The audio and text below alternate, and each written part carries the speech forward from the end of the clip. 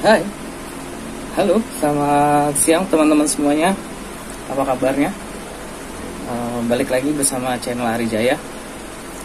Oke, kali ini kita akan mengupas tuntas alasan kenapa beli properti developer itu diharuskan untuk kreditnya itu di bank yang sudah kerjasama dengan bank tersebut.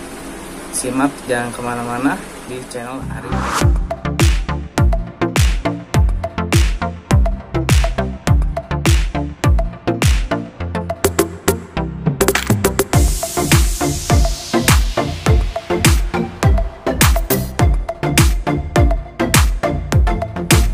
Oke guys, balik lagi.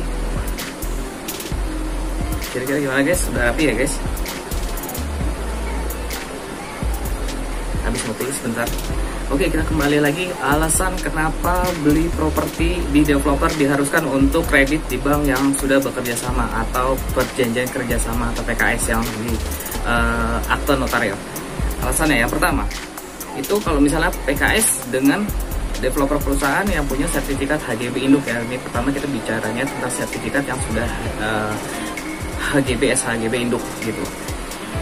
Yang pertama itu syaratnya untuk kerjasama dengan bank itu yang sudah kerjasama itu dia harus menyertakan akte pendirian PT, TDP, SIUP, MPWP, domisili usaha. Jadi itu mereka fotokopinya diminta sama bank.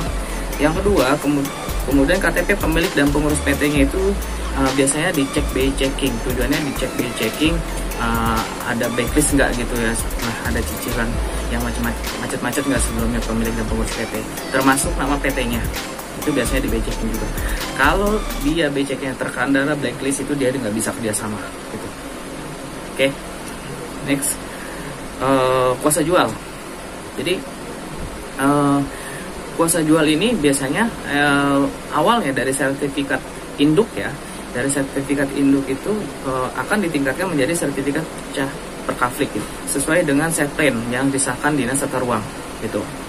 Terus kemudian sertifikat SHGB itu akan dibalik nama, dari pecahan itu dibalik nama ke debitur yang setelah akad kredit. Sehingga sertifikatnya itu akan berubah menjadi SHM. Jadi bukan nama PT lagi, nama PT itu dicoret, kemudian dia akan berubah menjadi SHM ya teman-teman gitu. Nah kemudian apa gunanya kuasa jual? Biasanya pemilik dan pengurus PT itu menunjuk satu orang, tujuannya untuk lepasan hak tanahnya dari nama PT ini yang sah gitu, suara kuasanya ini untuk mereka menandatangani ini untuk lepasan hak tanahnya, haknya si developer itu sendiri untuk dijual ya gitu. Jadi dia dibutuhkan surat kuasa jual gitu yang ditanda dalam bentuk akte yang notarial gitu. Oke.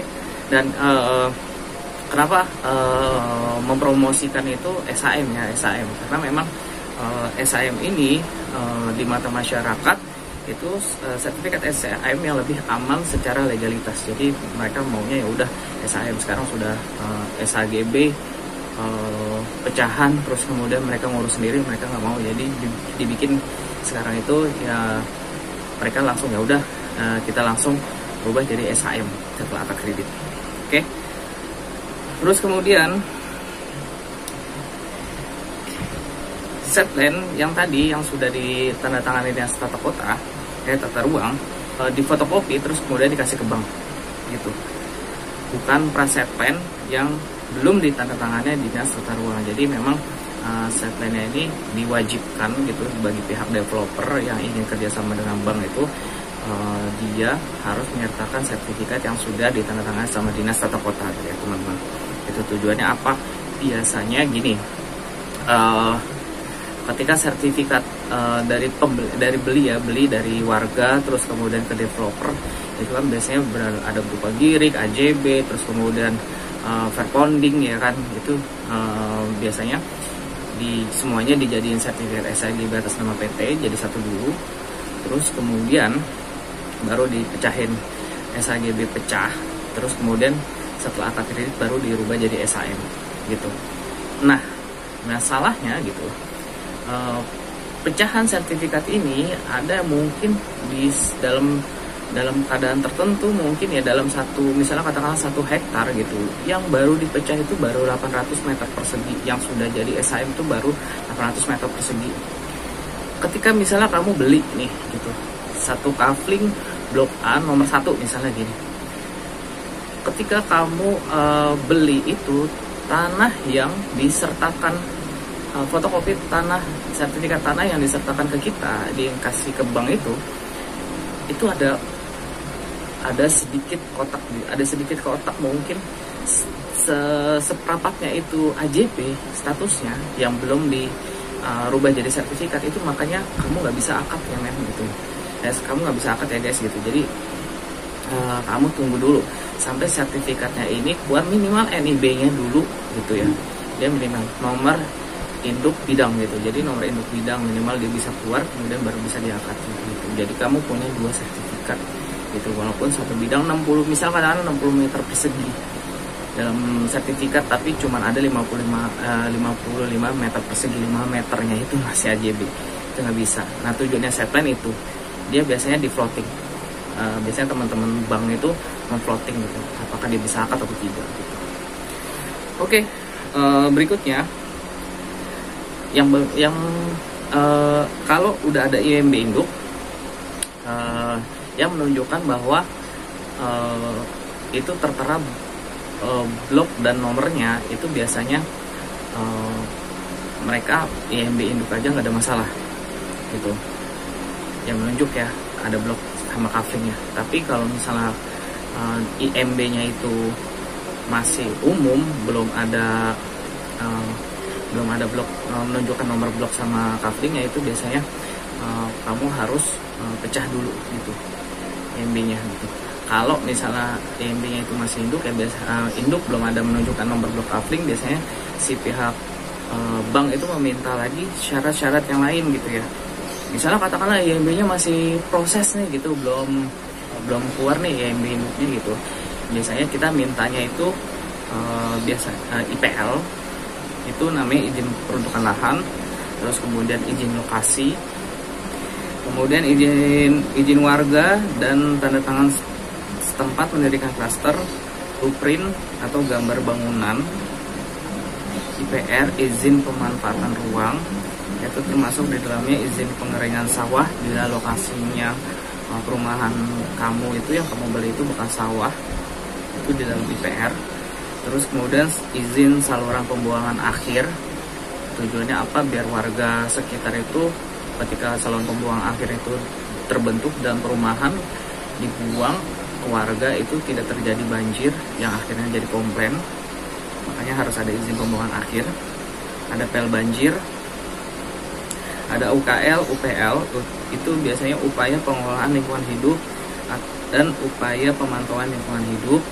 Biasanya ini sebelum keluar dari IMB induk ya. Terus kemudian ada ANDAL, analisis dampak lingkungan, ANDALALIN, analisis dampak lingkungan lalu lintas gitu.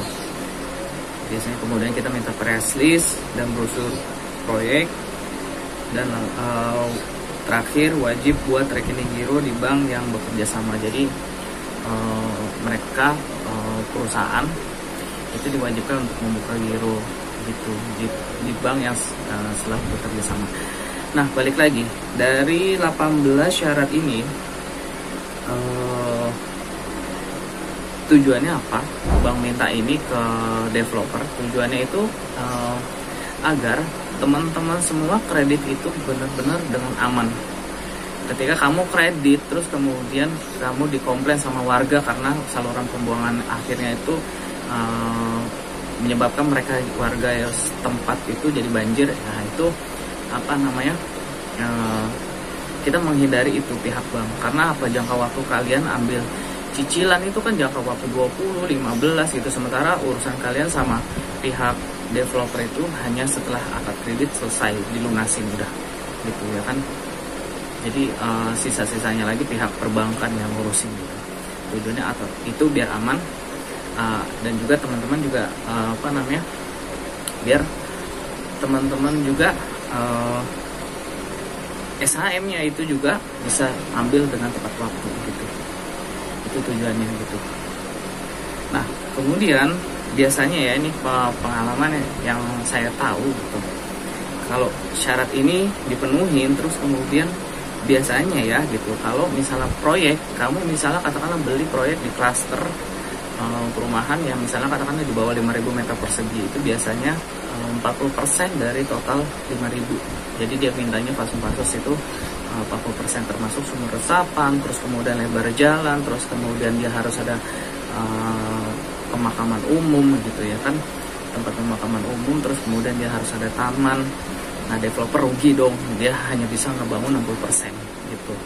Tapi kalau misalnya di bawah 5.000, makanya ya udah tidak ada ini gitu.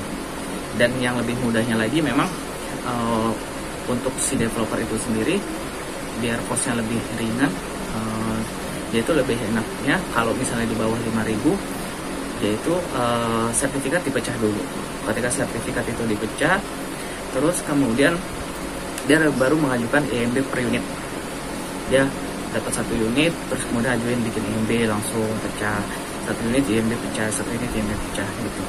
Itu kosnya lebih ringan ya, daripada si pihak developer itu sendiri dari induk terus kemudian baru dipecah gitu ya kan. Itu kurang efisien gitu. Oke, dari sini mengenai, jadi teman-teman semua udah tahu ya gitu alasan kenapa si pihak developer itu menyarankan untuk beli KPR atau KPA itu disarankan untuk ke bank yang sudah bekerja sama pihak developer. Tujuannya apa? Tujuannya itu gitu. Tujuannya untuk kamu biar aman secara legalitas, secara izin lingkungan, terus kemudian secara juga air mungkin ya gitu ya, tidak menyalahi aturan, resapan air, dampak lingkungannya juga ada, terus kemudian banjir apa enggak gitu ya. Itu makanya si pihak bank ini butuh ini 18 syarat untuk perjanjian kerjasama.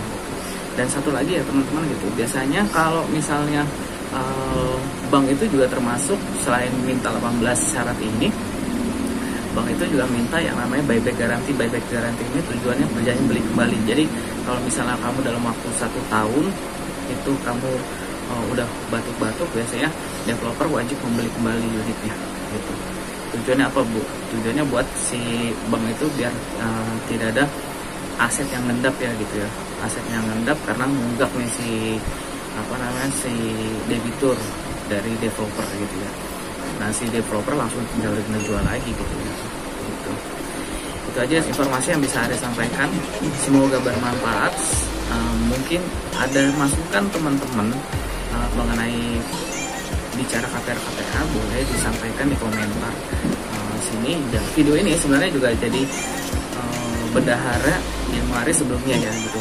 Kebetulan 4 tahun saya di bank gitu untuk ngurusin kerjasama, terus kemudian untuk ngurusin KPR, jadi makanya biar nggak lupa gitu, jadi makanya saya bikin video perbendaharaan hari sendiri gitu. Kalau misalnya memang ada teman-teman ada masukan atau misalnya ada saran kritik, boleh di komen aja di bawah ini. Kemudian jangan lupa subscribe, like, terus kemudian aktifkan tombol lonceng agar Ari juga bisa lebih memberikan kontribusi manfaat yang lebih banyak lagi untuk teman-teman atau untuk masyarakat di luar sana yang mungkin masih buta nih untuk informasi mengenai KPR. Salam sejahtera bagi kita semua, jaga jarak aman untuk kita semua, hindari COVID-19, sukses selalu, berkah selalu. Assalamualaikum warahmatullahi wabarakatuh.